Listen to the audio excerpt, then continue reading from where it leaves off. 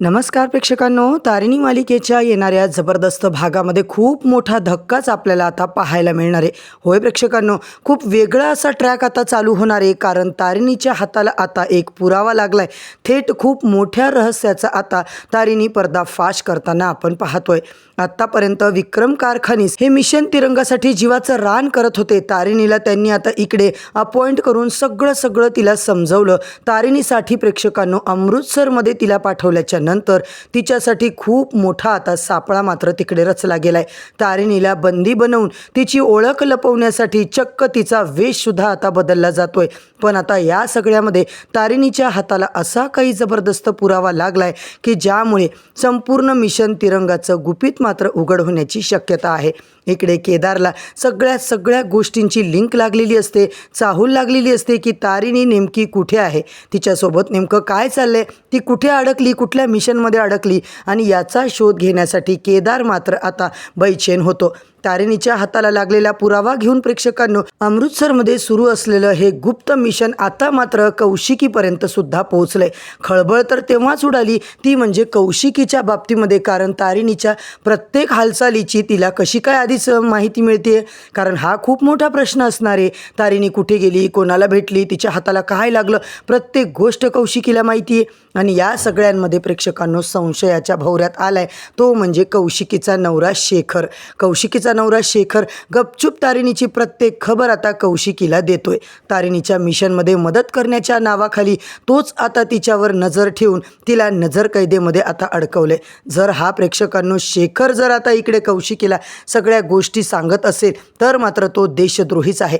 दरम्यान विक्रम कारखानी सरला सुद्धा आता हे जाणवलंय की मिशन मात्र आपल्या हाताच्या बाहेर चाललंय.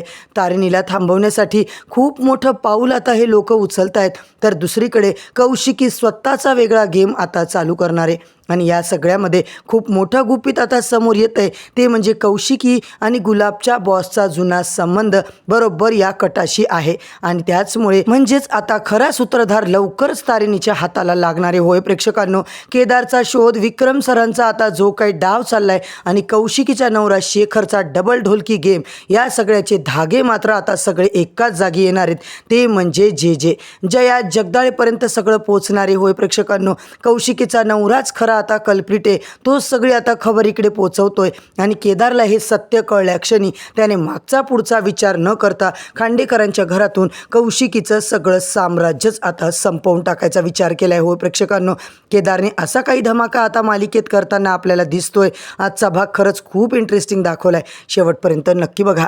चॅनलवरती नवीन असाल तर चॅनलला सबस्क्राईब करा, व्हिडिओला लाईक करा. आणि खांडेकरांच्या घरात मात्र नुसते उलथापालथच आपल्याला पाहायला मिळते, कारण घरात आणि स्पेशल क्राईम युनिटमध्ये इतक्या मोठ्या गोष्टी आता घडल्या.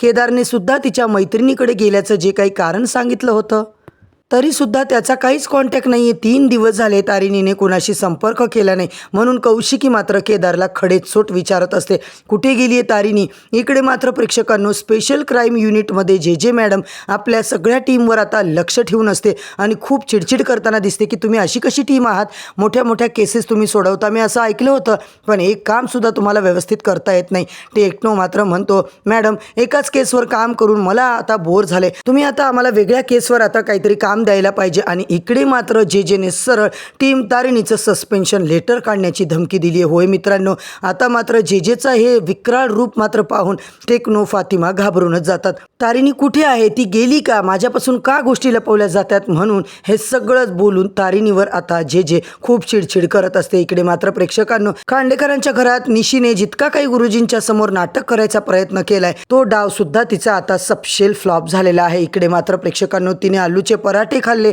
समोसे, कचोरी, ज्यूस सगळंच खाल्लेलं असतं आणि गुरुजी स्पष्ट सांगतात की ज्याने अन्न खाल्लंय त्याला या पूजेला बसायचा अधिकारच नाही आहे. आणि इकडे युवराज मात्र निशीला चांगलाच चिडवतो आणि म्हणतो, अगं काय गेल्या जन्मी भूत होतीस की काय, इतकं बकर खायला खादाडी कुठली. तेव्हा मात्र आता केदार पुढे येतो आणि गुरुजी मी आता सगळं करतो, कारण मी अजिबात काही खाल्लेलं नाही आहे. केदार आता युवराजचेच आभार मानतो आणि म्हणतो, अरे आपण या परिस्थितीत काय करायचं माहिती आहे का, याच गोष्टीचा मी विचार करत होतो, पण पण युवराजची कल्पना मात्र त्याला आवडली. केदार सगळ्यांना धक्का देतो प्रेक्षकांनो आणि स्वतः मात्र आता पूजेला बसतो. दयानंद खांडेकर गुरुजींकडे बघतात आणि विचारतात, खरंच असं चालेल? गुरुजी म्हणतात, हो, अग्नीच्या साक्षीने जर त्या दोघांनी लग्न दिलंय, एकमेकांना साथ देण्याचं वचन दिलंय, तर नवरा बायकोला एकमेकांचा आधारच म्हणतात ना. नवऱ्याची अर्धांगिनी म्हणजे त्याचं अर्ध अंग त्याची बायको असते. आणि हे मात्र आता प्रेक्षकांनो गुरुजींनी सांगितलं क्षणी युवराज निशीचं तोंडच पडतं. फायनली आता इकडे युवराज बाजूला जातो आणि केदार पूजेला बसतो. पद्मिनीची मात्र नुसती चिडचिड चालू असते आणि पद्मिनी मात्र केदारलाच किंचाळते, काय गरज काय तुला? कौशिकी मात्र म्हणते, काकू प्लीज केदारच्या भावना समजून घ्या, केदारला करू द्या ना पूजा. गुरुजी सांगतील तसं रीतिरिवाजाप्रमाणे छान पूजा होईल आणि केदार तो चांगली करेल, मला विश्वास आहे. इकडे मात्र प्रेक्षकांनो केदारच आता योग्य आहे असं म्हणून आता मात्र दोन शरीर जरी नवरा बायकोचे असले तरी नातं मात्र एकमेकांशी जोडलेलं असतं. संसारात असो, जबाबदारीमध्ये असो, सुखदुःखात असो, एकमेकांची कामं ते पार पाडू शकतात. गुरुजी केदारला विचारलं, काही खाल्लंय का? तेव्हा केदारने नाही म्हणता क्षणी प्रेक्षकांनो लगेच केदारने आता ताबडतोब पूजेला सुरू केली. दुसरीकडे मात्र तारिणी अटारीच्या दिशेने जात असते. पंजाबी एका पाजीसोबत तिची आता भेट होते. तारिणी त्याला आता बोलत असते. ट्रेन मात्र आता वाघा बॉर्डरच्या दिशेने जशी जशी जाते तो व्यक्ती तिला सगळी डिटेल माहिती देत असतो. भारताच्या सीमेवर काय काय झालं होतं, हे शेवटचं स्टेशन आहे. भारताची सीमा इथून संपते, पाकिस्तानची सीमा चालू होते. ऐतिहासिक महत्त्वाच्या गोष्टी तो आता सांगतो आणि पंजाबमध्ये स्पेशली अमृतसरमध्ये सुवर्ण मंदिर आहे, जालियनवाला बाग आहे, सगळं आता डिटेल देत असतो. आणि वाघा बॉर्डरच्या परिसरातील संग्रहालयात आता मात्र बलिदान झालेल्या शहीदांच्या आता प्रेक्षकांनो कथा मात्र जपलेल्या असतात. हे सगळं पाजी तारिणीला गाडीत सांगत असतात. तारिणी सगळं ऐकून घेते आणि फायनली वाघा बॉर्डरवर तारिणी आता पोहोचते. तेव्हा आता त्या स्टेशनवर वाघा बॉर्डरच्या परिसरात ती फिरते, बारकाईने निरीक्षण करते, म्युझियम पाहते, आजूबाजूचा परिसर पाहते, प्रत्येक गोष्ट तिच्या डोक्यामध्ये ती आता क्लिक करून ठेवते. आणि तारिणी फक्त फिरत नाही आहे प्रेक्षकांनो, तर तिने आता संशयास्पद व्यक्ती जो काही सापडलाय त्याच्याकडे सुद्धा तिचं लक्ष आहे. बरोबर तो व्यक्ती तारिणीचा पाठलाग करायला सुरुवात करतोय. आता तो व्यक्ती नेमका कोण आहे? तारिणी त्याच्या मागे जात नाहीये, पण तो व्यक्ती मात्र तिकडून गायब होतो. तारिणीला कळून चुकलंय की नक्कीच कुणीतरी माझा पाठलाग करतंय. इकडे कारखानी सरांसोबत भेटून तारिणी आता तिकडे शेकँड वगैरे करते, जय हिंद वगैरे बोलून आता पुढच्या डिस्कशनला चालू करतात. मिशन तुमची वाट पाहत आहे. दुसरीकडे मात्र ऑफिसर, तुम्हाला आता इथे मरायचं नाहीये तर मारायचं आहे, शहीद व्हायचं नाहीये तर त्या लोकांना आपल्याला मातीमध्ये मिसळायचे. आणि दुसरीकडे खांडेकरांच्या घरात केदारने जबरदस्त पद्धतीने मनोभावे पूजा केलेली असते. पूजा पूर्ण झाली, केदार सगळ्यांना आरती प्रसाद देतो. घरात सुंदर वातावरण असतं. कौशिकीला तर आता केदारचं खूपच कौतुक वाटतं. ती म्हणते पूजा झाली पण सगळं चांगलं झालं. आणि तिला मात्र आता तारिणीची शेखरने काहीतरी खबर आता कॉल करून दिलेली असते. तेव्हा मात्र कौशिकी लगेच म्हणते, केदार तारिणीचा काही कॉन्टॅक्ट? आता कौशिकी ताईने असं विचारल्या क्षणी तारिणीच्या विषय काढल्याच्या नंतर केदारच्या चेहऱ्यावरचे हावभाव मात्र बदलतात. केदार म्हणतो की नाही ताई, तिकडे नेटवर्कचा इश्यू आहे, मी तुला ऑलरेडी सांगितलंय. आणि तारिणीने त्याला तसंच सांगितलं होतं, तोच केदार आता इकडे सांगतो. इकडे मात्र कौशिकी खूपच भीती व्यक्त करत असते की तारिणी अजिबात आता संकटात नाही आहे ना, तुला पक्क माहिती आहे ना केदार, आपण पोलिसांना कळवायला हवं, पोलीस कंप्लेंट करायला पाहिजे. ते ऐकून केदार मात्र टेन्शनमध्ये येतो. लगेच आता गुरुजी त्याला बोलावतात. तेव्हा केदार मात्र कौशिकीच्या प्रश्नातून तर वाचतो, पण त्याला आता भीती वाटते की तारिणीसाठी आता त्याला काळजी वाटते. पुन्हा तारिणी आणि कारखानी सरांचा सीन आपल्याला दाखवला गेल्या प्रेक्षकांनो. कारखानी सर तारिणीला म्हणतात की हे बघ, आता समोरचं काम खूप महत्त्वाचं आणि खूप मोठं आहे. तारिणी, देशाच्या सीमेवर काम करणाऱ्या जवानांच्या जबाबदारीबद्दल आपण आता बोलायला पाहिजे. तारिणी म्हणते की सर, देशासाठी काम करणाऱ्या जवानांसाठी कर्तव्य हे सगळ्यात महत्त्वाचं आहे. आपला देश सुरक्षित राहावा म्हणून हे जवान सीमेवर भिंतीसारखे आता आपल्याला संरक्षण देतात. भारतात प्रत्येक नागरिक शांतपणे झोपू शकतो, त्यामागे सैनिकांची मेहनत असते. तारिणीच्या या विचारांनी अक्षरशः कारखानी सर मात्र इम्प्रेस होतात.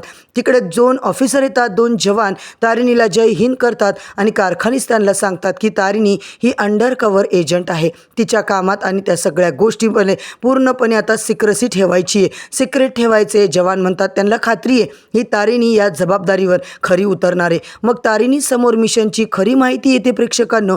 अमृतसरमध्ये 2 महिला ज्यांच्या डाऊटफुल आता हालचाली होत्या, त्या साध्या महिला नसून त्या दहशतवादी महिला आहेत. त्यांनी आता खोट्या कागदपत्रांच्या सहाय्याने भारतात एंट्री तर केली आहे. त्यांचा प्रवास पाकिस्तान, इराण असा सगळीकडे फिरून मग आता भारतात झालाय. सगळ्यात मोठा धोका आहे की भारतातील एजंट संबंधित महत्त्वाची माहिती त्यांच्यापर्यंत पोहोचली. म्हणजे भारतीय एजंट थेट त्यांच्या मागावर गेले तर मिशन धोक्यात येऊ शकतं आणि आपल्या ऑफिसरला धोका येऊ शकतो. मग या लोकांना पकडण्यासाठी वेगळ्या पद्धती आता त्या वापरून काम करायची गरज आहे. म्हणूनच तारिणीला इकडे आता निवडतीची करून तिकडे बोलावलेलं असतं, कारण तारिणीचा चेहरा नवीन आहे. मिशन तारिणी पूर्ण करू शकते आणि ती ठामपणे बोलते आणि जवानसुद्धा तिच्यावर विश्वास दाखवतात. भारताची मुलगी हे काम नक्कीच करू शकेल, ये भारत की बेटी है असा विश्वास त्यांनी दाखवलेला असतो. आता मात्र कारखानी सरांनी आणि भारत मातेला मी निराश करणार नाही. पुढचा सीन प्रेक्षकांनो जबरदस्त जे मॅडमचा. जे मॅडमने या टीमला मात्र धारेवरच धरलेलं असतं. पूर्वी इतक्या मोठ्या केसेस सोडवल्या म्हणून मी ऐकलं होतं, पण आता तुम्हाला काही काम करता येत नाही आहे का? थकला असताल तर सांगा, तुम्हाला आत्ताच सस्पेन्शन लेटर देते. कत्रीसुद्धा प्रेक्षकांनो घाबरतो. फातिमा म्हणते की आता जुन्या अनसॉल्व्ड केसेससाठी आम्ही काम करणं आम्हाला बोर होतं आहे. जे मॅडम सुरुवातीला तर होकार बोलते, पण नंतर मात्र म्हणते माझ्याकडे एक प्लॅन आहे. तो प्लॅन म्हणजे तुमचं सस्पेन्शन लेटर. आता मात्र सगळे घाबरतात. जेनी स्पष्ट सांगितले केस सुटत नाही म्हणून दुसऱ्या केसवर जाणं हा काही मार्ग नाही आहे. आता मात्र त्यांचा पाठपुरावा करा, प्रूफ मिळवा, सगळ्यांना एकत्र बोलवा, प्रूफ छोडा, तुमचे खबरी कामाला लावा आणि तारिणी कुठे गेली तिचा छडा लावा. ती मात्र तारिणीवर जेव्हा आली तेव्हा टीम मात्र घाबरते. जे आता एकटी विचारत असते काहीतरी मला आता मिस होतं आहे, काहीतरी धागा माझा आता चुकला आहे आणि तारिणी ही काहीतरी माझ्यापासून लपवते आणि ती गायब कुठे झाली याच विचारावर आता जे हायपर झालेली असते. इकडे मात्र कारखानीस तारिणीला सांगतात की पुढचा प्रवास अजिबात सोपा नाही आहे. तारिणी म्हणते सर हे आव्हान मी स्वीकारणार आहे. कारखानीस तिला तिच्या घरच्यांची आठवण करून देतात. घरच्यांना ती कुठे आहे, कशी आहे काहीच माहिती नाही आहे. तुझं जर काही झालं तर मात्र आता काय होईल? तेव्हा मात्र तारिणी बोलते नाही सर, शत्रू राष्ट्राने आपल्या देशावर अनेक वेळा हल्ला केला आहे. आपण प्रत्येक वेळी त्यांचे प्रयत्न परतून लावले, त्यांच्या कारवाया थांबवल्या नाही आहेत ना. आपण मात्र महिलांचा दहशतवादी कारवायांसाठी जो काही त्यांनी वापर केला आहे ते ऐकून तारिणी म्हणते नाही सर, आता मात्र एकाला चांगलं मी मातीत लोळवणार आहे. इकडे असा विश्वास तारिणीने दाखवला आहे. कारखानीसुद्धा आता तिकडे तिला एकदम ऑल द बेस्ट करतात आणि त्या दोघांची मीटिंग मात्र संपते. तर प्रेक्षकांनो मिशनच्या आता इथल्या टप्प्यावर येऊन घांडेकरांच्या घरात मात्र जे रामायण चालले ते सगळं तारिणी कसं हँडल करणार? बॉर्डर परिसर पाहत तारिणीने शेवटी भारताच्या तिरंग्याला सॅल्यूट दिलेलं असतं, सलामी दिलेली असते. आणि सगळ्यात मोठा प्रश्न हाच की तारिणी ज्या 2 महिलांच्या शोधासाठी आली त्या नेमक्या कुठे आहेत? तारिणीला त्यांचा धागा मिळणार का? आणि गुप्त मिशनची माहिती प्रेक्षकांनो तिच्या स्पेशल क्राईम युनिटला सापडणार का? हे सगळं पाहणं फारच रंजकदार ठरणार आहे. म्हणूनच प्रेक्षकांनो येणाऱ्या भागांच्या अपडेटसाठी चॅनलवरती नवीन असाल तर चॅनलला सबस्क्राईब करा, व्हिडिओला लाईक करा. उद्या परत भेटूया नवीन भागाच्या नवीन रिव्ह्यूसोबत. तोपर्यंत धन्यवाद.